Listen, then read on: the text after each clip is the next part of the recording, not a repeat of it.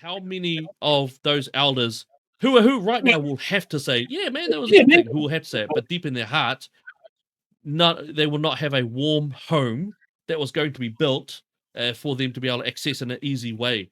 What's your take of it?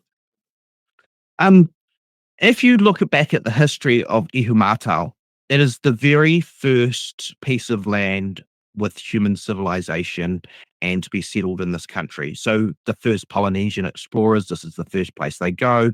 They try and grow kumara, taro, and this is the first crops. It's the first place where humans actually managed to set up settlement there. So what Pania was fighting for was it to be reserved as historic places trust because historically it is a huge place of importance. It's very tapu, and um, and also it's the fact that it had been confiscated and stolen by George Grey, and it had been done illegally. Not even the Colonial Office back in Britain was down with him going on a mass land confiscation of places like Ihumātao. So it was only right that it needed to be, and ethical, that it needed to be returned to um, kind of its original state. So our elders who will pass away before they have a warm home that is on their land, their ancestral land, whether the legalities aside, is that an acceptable cost to you that the mana whenua, the ones who stay there as long as for their life, in some of their cases, for born and bred and will die there, the deal was a good deal. It was on paper, it was a good deal. Does a mana whenua just deserve to have had that deal destroyed?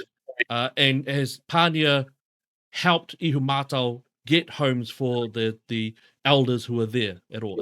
Is that something that you're aware of, or I'm not across with what the situation was with that iwi, but you've also got to put it in the context of what the key government was doing. They'd stopped building state housing. All of those kaumātua and queer could have gone had there been sufficient state housing, and it was only through the Sixth Labor government with the Dern that they started a mass state housing build, and it's been stopped again by this national government. Um, well, I that's think yeah, but that's $1.5 million sometimes for those houses. Can't afford it.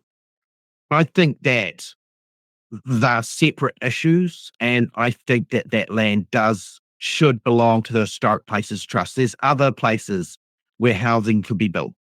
I'm gonna still push because you still haven't. I know full well that publicly that whole mana whenua was just gonna have to say, "Yeah, man, that's awesome. That's what we wanted." Blah blah blah. I get that. As far as I'm concerned, that mana whenua were absolutely ripped off by a young, passionate person who ripped their deal apart and took away their ability to be now, right now, tonight, in a warm home that they could have had. I'm genuinely pushing for you to tell me the deal was destroyed.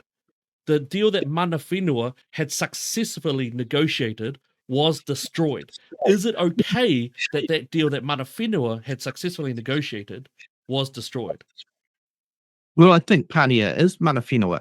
I don't think so that they had actually that iwi had come to um like a democratic process where everyone agreed with the leadership. But I was part of Soul Save Our Unique Landscape from the very start of it when I was living out in Mangere. And it is a unique landscape. It's spectacular. And from my view, what they're really trying to do is what they're trying to do out at Bastion Point and put in put in housing for the elites. I think the elites won, and I think Pania won. As far as I'm concerned, she scuppered their dreams.